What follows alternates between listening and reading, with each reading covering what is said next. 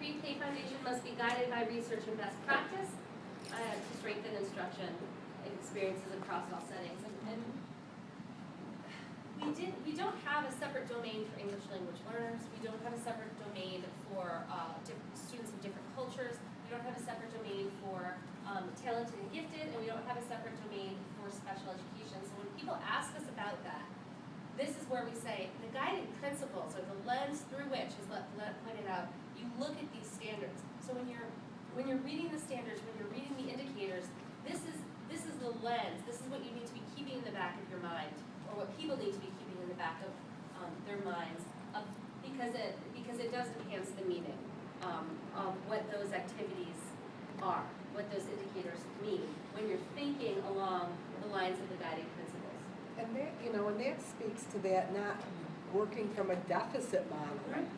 That you really embrace and enhance the children you have and work with them to improve. And the other thing that gets ignored in this document is that there is a whole section of research that we spent days and months and years looking at before we decided to develop the standards. And a lot of those summaries are in the back of the document. That's excellent. Yeah. It's really a great document. And it's aligned with the learning standards. It's aligned with pretty much everything. And there are documents that even show the alignment. Patty Crystal has a document that developed a document that shows how that's aligned. So these are the guiding principles. Do you want to stop here and address that, or do you want to address it at the end? About any other questions about the guiding principles? why don't we make sure that we let you finish, and then we can, I certainly won't forget it. We'll take questions at the very end. Okay. Okay with everybody? Okay, so the Pre-K Foundation, what is it? It's a resource guide for a high-quality curriculum. It's a guide for planning instruction, and for selecting appropriate assessment tools. So that's what this can do. It's also, some of this is self-explanatory, but not always. It is a framework for all of the children. It's the bridge. We actually send this to kindergartens. We say in some of the presentations I provided at the P3 level, I said, elementary school teachers should read this as well. Kindergarten teachers especially should read this because pre-K isn't mandatory, there's kindergarten, and in New York State all those services are. It's good for early educators in the public school systems to know these are the expectations. This is the rigor of the expectations we have for pre-kindergarten. And it's couched in such a way that it's empowering to kindergarten teachers to see this document as well. And so this is something you can push up through the schools. It's a focus for discussions regarding early education. It's a great starting point for, if you could, with principals, if they would take the time to read it. And it's a great template for professional development. Questions? Okay. What it isn't. And these are the bad ways to use this guide, and you want to make sure no one is using it in this way. It's not a checklist of things that should be going on. And it's very easy and quick to check off the indicators. Like A, yep, they describe themselves, they identify themselves as being part of a family, we're not looking for the checkoff in the checklist. This is not the tool from which we assess them. It is not a curriculum in and of itself. It's not a mandate. The state core knowledge curriculum that the state is providing for districts, free of charge, the curriculum that we're providing for districts to use, the core knowledge curriculum, is aligned, but is different. So this isn't a mandate, and neither is the core knowledge curriculum, for specific teaching practices and materials, and it's definitely not meant to mess with the creativity of teachers. I can't see how this document would if used for the forces of good. So, within this document, you have the 5 developmental domains, which some of you might have more familiarity with than others. So if you want to open it and kind of go through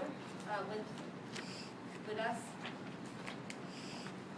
and they start with the approaches to learning. And again, I can see every grade, every subject needs to have, the teachers need to be cognizant of the way you approach the learning really does impact how much and what the students learn.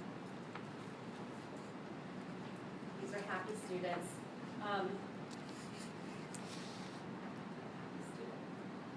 So it's how children become involved. They're expected to demonstrate the awareness and competence in engagement, in creativity and imagination, in curiosity and initiative, and in persistence. So all of these pieces are the approaches to learning, and all of them really, I'm thinking about persistence from the work that I did a couple days ago with the 9 to 12 curriculum. Persistence is a big one too, and curiosity, because they're not going to learn if they're not curious, or how to kind of create curiosity. This, by the way, is the basis for a lot of the research, this and social emotional development, of why kids fall off in their academic prowess in middle school. Because they aren't engaged, because they're not creative, they're not curious. So what's happening between pre-K and middle school? That's kind of the question we administrators. And I've seen it with my kids. I've seen a general decrease as they go up in grades, a decrease in that curiosity and that love of learning, and it's heartbreaking. And I don't know if you saw it with your own children, if you have them, but you can see it, you can track it, and by the time they get into high school, they got their little hoodies on. They don't really want to talk to you, and it's sad because that's where science gets really interesting. That's where literature. If you can get what Shakespeare's saying, if most adults could get what Shakespeare's saying, I dare to say that parents would not appreciate Shakespeare in the classroom because it was dirty, dirty, dirty, dirty. I hit the beginning of Romeo and Juliet a couple days ago, and I thought, oh my goodness. If only they knew the swear words from back then, Or if they knew what they were talking about. Just in Romeo's first speech to I can't remember, but I looked over at the first To his friends. To his friends, I looked over and I was like, this. Horatio. You. You not. So we want them, by high school, we want them to have that curiosity. They lose it, but at least at the preschool level, we at least want to start with it. So that's the approaches to learning. And the other thing about those four, sections under approaches to learning, these are the four top requests of businesses that want to work in and have their employees work in partnerships or help them be creative and develop forward thinking. They want teamwork, and these are the four things that they're also working on. There were also, key elements in executive function, Sure. leadership. Absolutely. Absolutely. Well, that's how you go back to the leaders, see if they have these skills. Do the checklist with them. That's right. So the physical development and health piece. And you don't want to see districts cutting these pieces. Whoops, I can't go back. So we're just going to, physical development and health, they're expected to demonstrate increasing awareness and competence in their development, their fitness, their health and well-being, their health and safety. It's some of it's basic hygiene and exercise, and especially at that level with the obesity issue in the United States today, that needs to be part of what's happening in preschool, and that's where that purposeful play comes from as well. I see it in the summertime. My little guys can go outside at 8 o'clock in the morning and come in at 7 o'clock at night, and they're running all day, and then they go to school, and they're sitting all day. How is that? How hard that must be. So the more physical activity they can have, especially when you can connect it to content, which you very much can, the better off students are going to be. The next piece is the social and emotional development. I think we all know that if this isn't happening, learning isn't happening. Right. The self-concept and self-awareness, the self-regulation, which is not easy. The relationships with others, teaching our babies to share, and encouraging the development of positive relationships with their peers, positive problem-solving strategies, accountability to follow the rules and routines, the adaptability to change. Our students are adapting quite a lot of change right now, so that how they cope and manage that change in a positive way. The communication, language, and literacy portion. In the beginning here, and this is where when it comes to ELA and talking with teachers about ELA, you're going to want to have some definite clarity. The approaches to communication is not part A is not part of the Common Core pre-kindergarten standards. The motivation, the background knowledge, the viewing, the representing, and the vocabulary. That's not considered part of the Common Core. Part B is considered the Common Core. However, what is absolutely fascinating to me is the work that we have done with student achievement partners who are kind of driving this, a lot of the Common Core train. They cite the biggest problems with students as the grades move along, and what the biggest factors in the struggle around reading and literacy. The biggest factors are background knowledge at the early level, no background knowledge that not enough background knowledge in the academic subjects to be able to pull learning together in a meaningful way. So a huge inequity around background knowledge.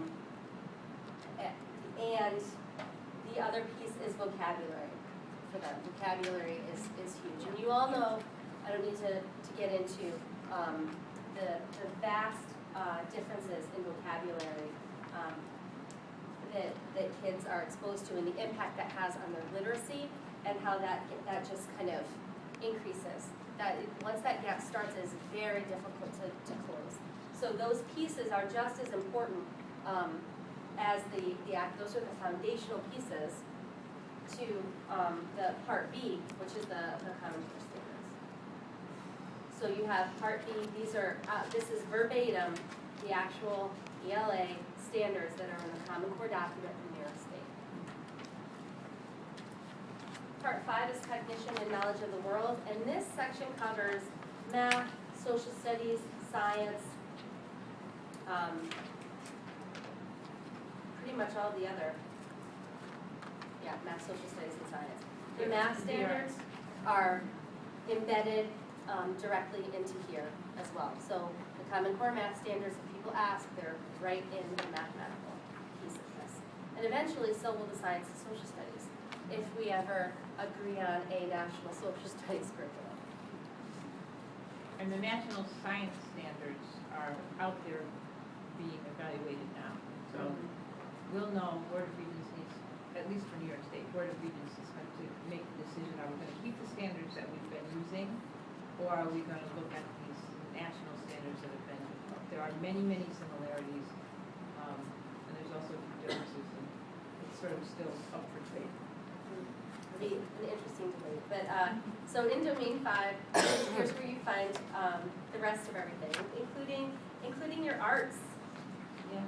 Your visual arts, your music, your theater and dramatic play, and those are all important pieces in the pre-kindergarten, in kindergarten, beyond experience for kids. So those are the domains. I just want to say something that we've actually noticed is that when we're working with teachers and the directors and programs, they kind of get the content ones. But many teachers are failing in the background knowledge. Oh my God, when they talk about Thanksgiving and they talk about the Pilgrims and the Native Americans, it's like, really?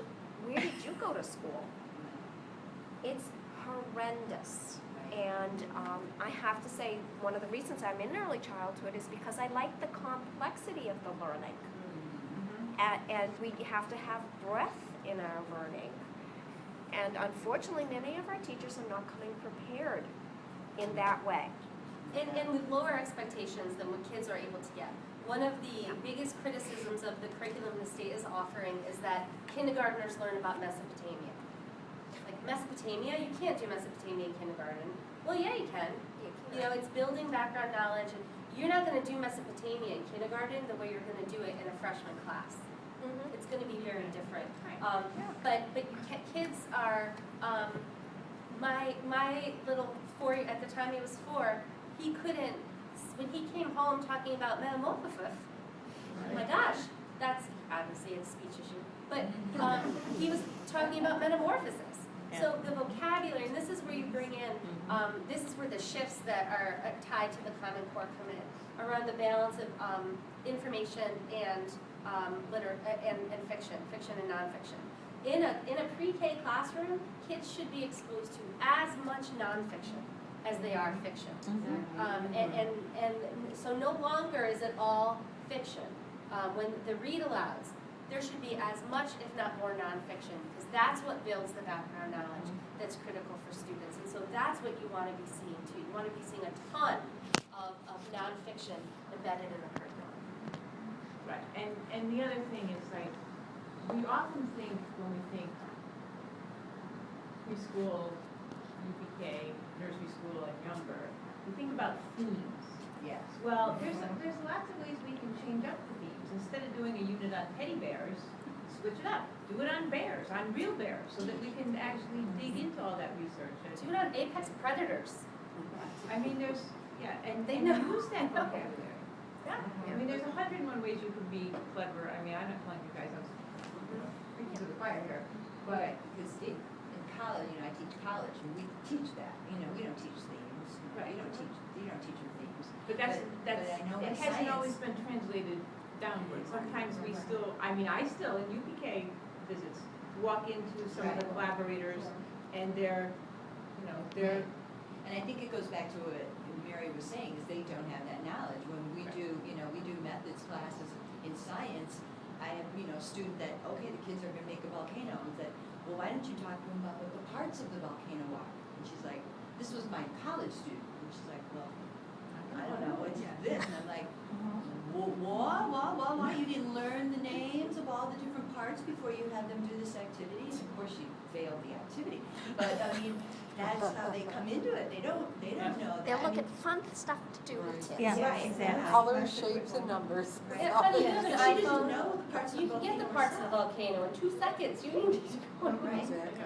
Yeah. But most, I and again, it depends on your background, but I would expect you knew some of the parts of the volcano, even if you didn't research it to do this activity, wouldn't you know? Cool. No. No, But- they don't. Oh dear. So, that speaks to dear. the background knowledge, and Right. that is so critical across topics. I just want to add to that little piece that the background knowledge for young children is what we are bringing to the forefront of what's really there, but the articulation of it isn't given and within the context of. And for me, the fundamental issue is about how we're engaging the imagination of children, because the imagination is of teddy bears as a total fantastic element, and there's this incredible imagination about knowing how this volcano works, because Right. that's an incredible thing, right? And so then the language is given because it's just a part of, it's a natural process then of giving the language. So I just see in my work that that's a big part of the segue to bringing, like if I were to say to the program directors, or okay, they're buying your books, make sure you buy this content area, and well, what about imagination? So that's a huge part of my coaching, to be able to engage them in. But I think we're just a few here, but I think that's a basic area. We really want this to take hold, so that it's not something to force feed children metamorphosis. Right. Exactly. Like look at what's happening. Do you know the word for that? Yeah. And then teach them the word. It's not your standard vocabulary on the board, as sometimes it looks like. in Like the grade. cross between that and approaches to learning, like what is the cross? Yeah, absolutely. I have to say something. A long time ago, when I was studying early childhood education, one of the things that was drilled into us, and this was in the 80s, we were told it had to be something that a child had actually experienced. And of course, that's entirely different now. You didn't teach about the ocean because kids could not comprehend the ocean, they'd never seen the ocean. So this is what's happened in the 20-something years since I was in college that time to now. But it had to, so they did teddy bears, they didn't do bears because kids had not seen bears. They did teddy bears because kids could see teddy bears. You didn't talk about things that kids had no firsthand knowledge of because they couldn't comprehend it. So in the 20-something years since I was in early childhood studying, that's where the change is. And that's, this is just kind of what I always believed in. It's But what you know. But it's what I was told, you can't do that, Yeah. Well, that isn't, and we've evolved. We know. We have evolved, yes, we have, And, which and is you a know, good so is thing. technology. So, Oh, there are a lot yeah, of kids who yeah. haven't seen the ocean, but you can put up, if you even if you don't have a smartboard, but a lot of places do, maybe not pre-K, but kids can.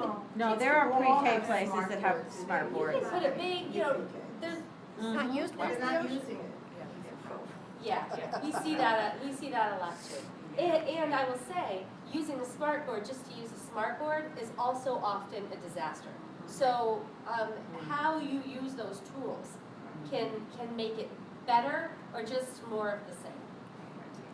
So you're within the domains, the areas, if you look in them, you open up to any page, the areas within the domain are in the standards, are in the shaded boxes, and then the standards are the numbered items. So if you turn to page 32, on the top it says history. So that's and the standard number 4 connects to history, and that is I'm not explaining this well. That's the standard. Number 4 is the standard, and then the A through E under it are the indicators. That's what you see when that standard is happening, right? Being taught, being learned. So this is kind of how these pieces are set up. Questions? The research base. No, I do Oh, have sorry. a question.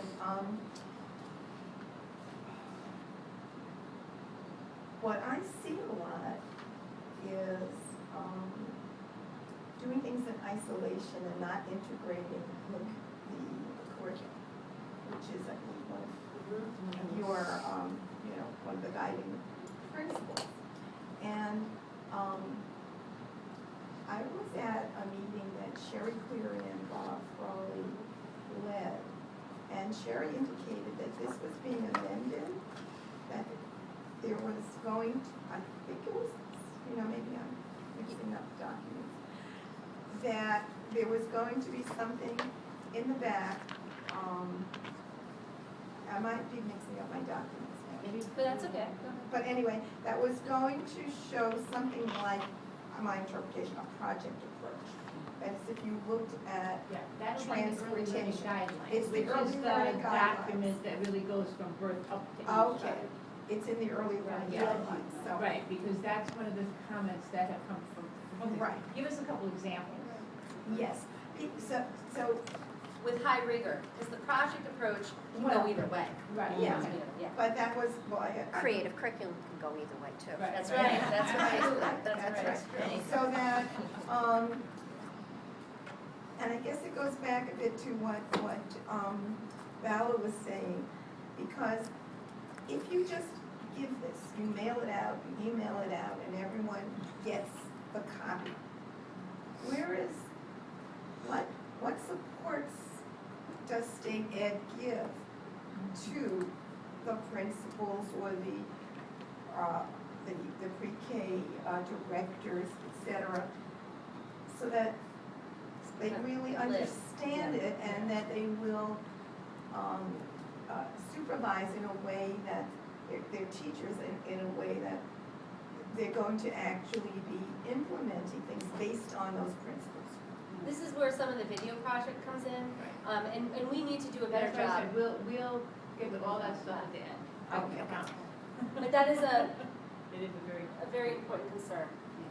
The research base for this is provided for each domain at the end, which is helpful in pushing the whys up the chain in terms of why we do this, why this is important, why we're focusing on this, especially in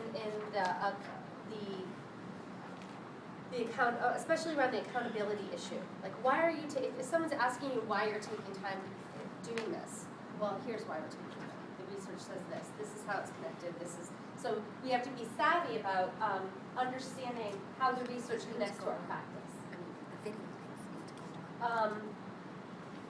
Kind of hit this. This is how they're related. We've been talking about this. The Common Core learning standards are embedded right in the document. And then we're going to do a group activity in just a moment, but I want to escape from here.